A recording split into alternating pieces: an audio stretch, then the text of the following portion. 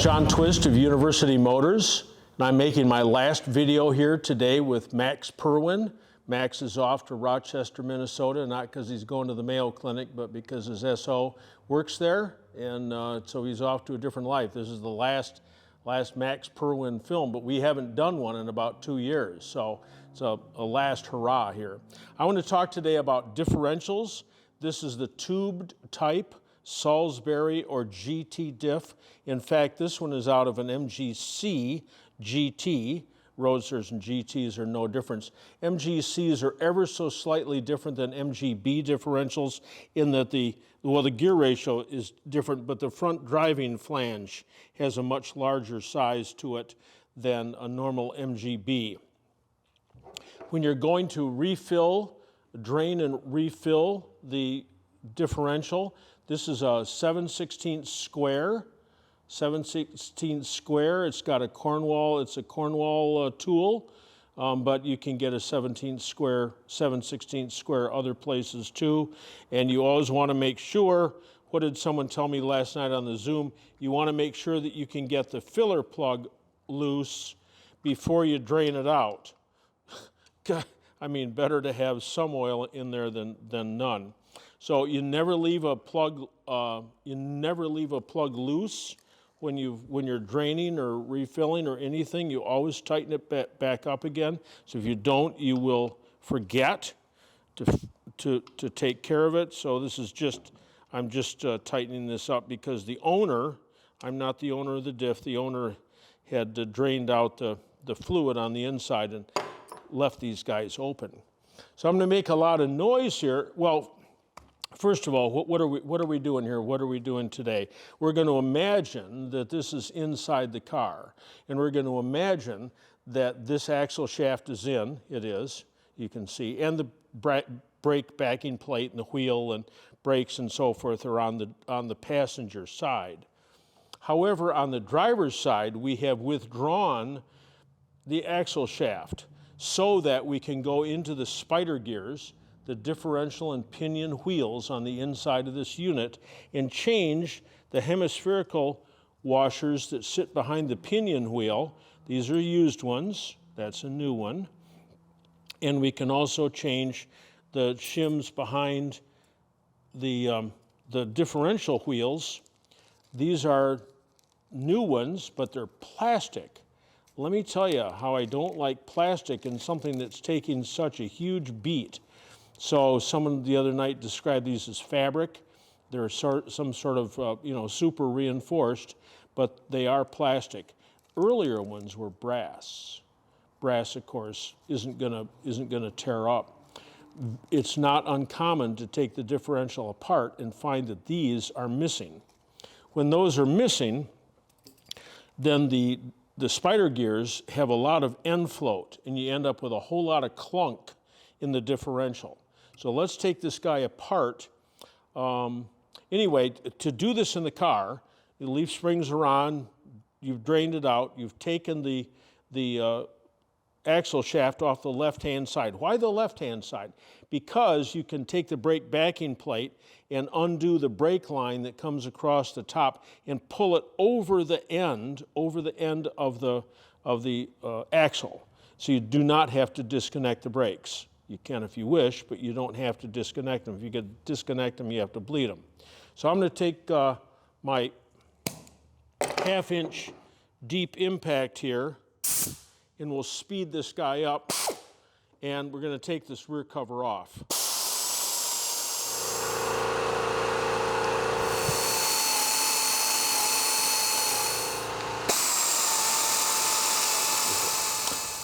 We had some longer ones here on top to hold some brake lines, and we had some longer ones over here on this side which hold the handbrake cable bracket, which goes in here. But the rest of these bolts are just real short, 5/16 by half, easy.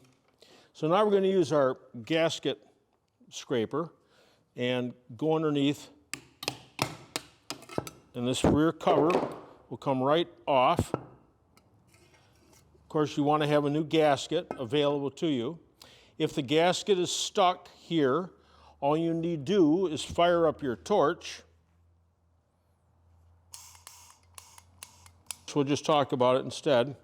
And heat this cover up from the back side, and the old gasket will scrape off, just easy as can be. Now that we've got access to the inside, you can see the differential and pinion wheels that I was talking about. So these are held in place and often have extra slop. So there's a pin here which holds the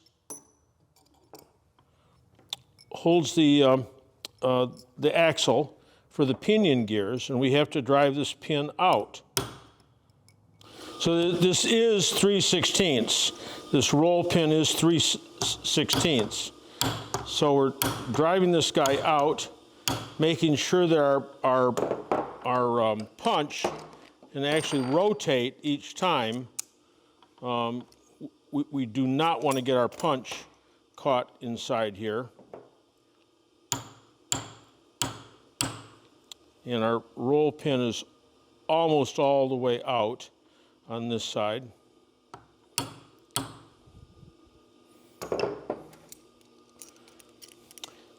When you go to put this back together, you're going to use a new roll pin, and you're going to use the best roll pin you can find. It is critical that you use a really thick one. Some of the major suppliers do not supply a roll pin that is anywhere near the 30,000th thickness that the wall thickness is on this. With this out of the way,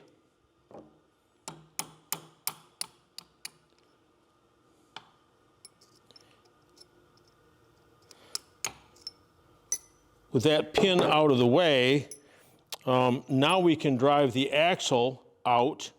We have to be very cautious not to drive it too far, and we want to drive it away from where the pin was. So we're going to turn this. You can turn this all from inside the car. You're working at it. So, oops, that's what I'm talking about. You want to make sure that you don't push it out too far, too fast. So here we've got him. He's out. We can grab him with a pair of vice grips instead of special tool 18G 2111. Out comes the axle. The axle is hardly ever faulty. We can take a look at it and see if there's excessive wear on it, but I don't feel anything with my finger. You can see the wear here, but you can't feel it very well. So there's a little bit of wear here. How much is too much? This is acceptable. Now with this pin out of the way, we can roll the differential and pinion wheels, out.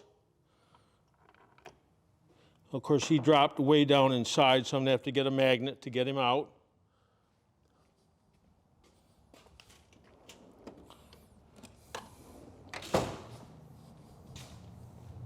When you're doing this straight up in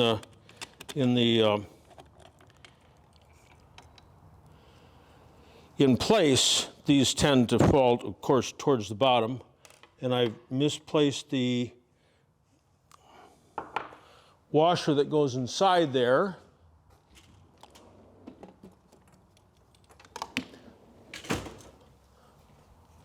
The hemispherical washer, and I've got to look down inside here and find it. There it is. So I'll use my pickers here and see if I can get down here. There we go. Got him out. And then these gears will come off.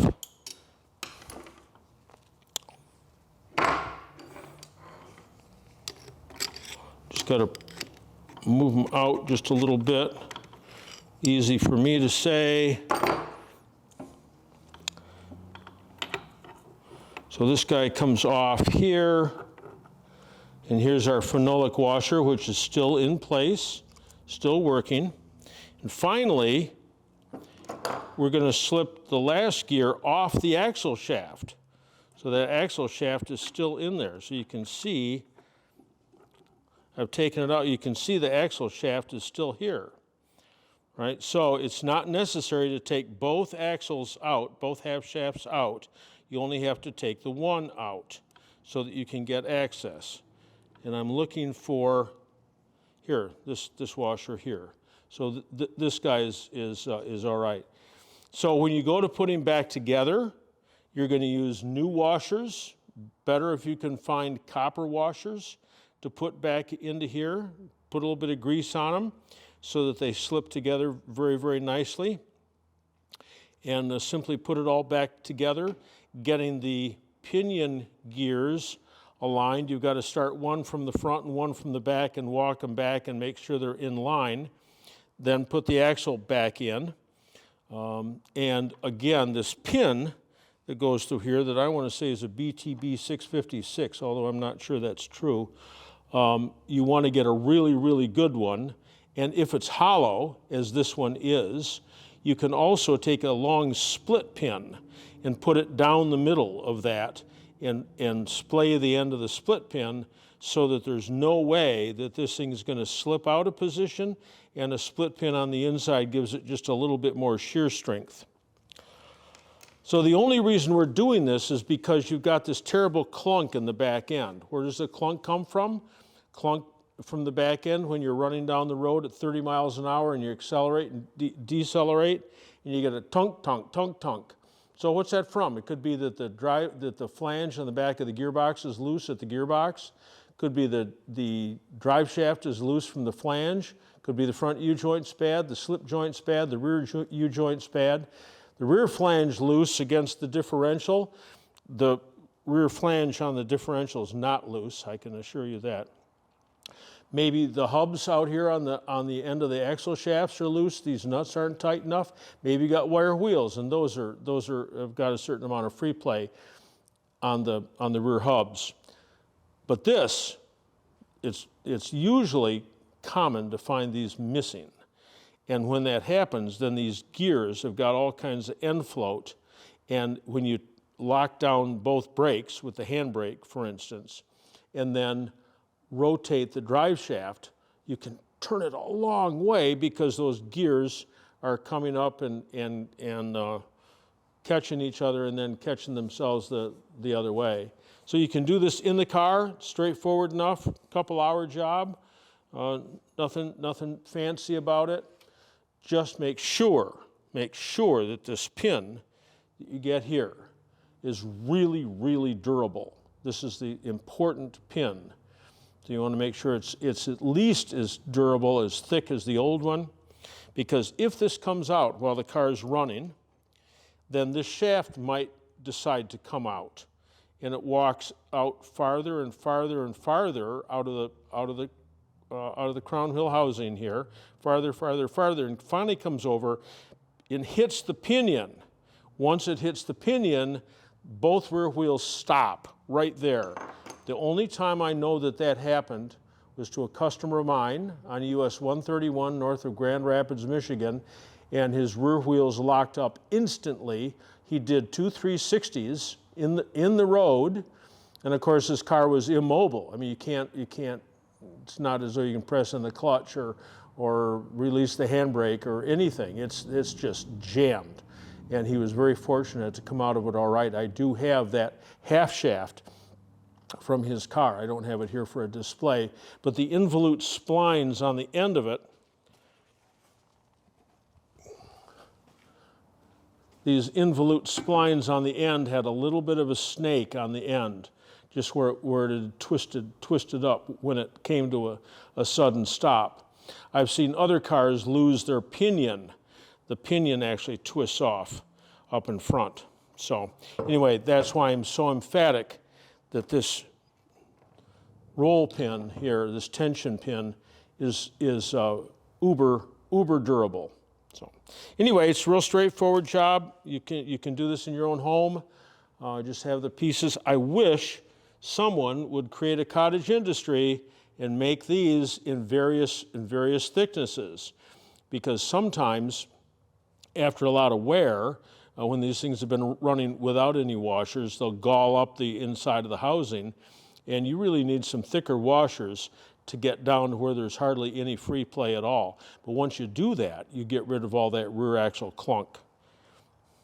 So we wish our best to Max on his way out to Rochester. He's shooting film for Virgin Atlantic and working with their advertising, so forth. So you'll see his work. It just won't be labeled as University Motors work. So until then, safety fast.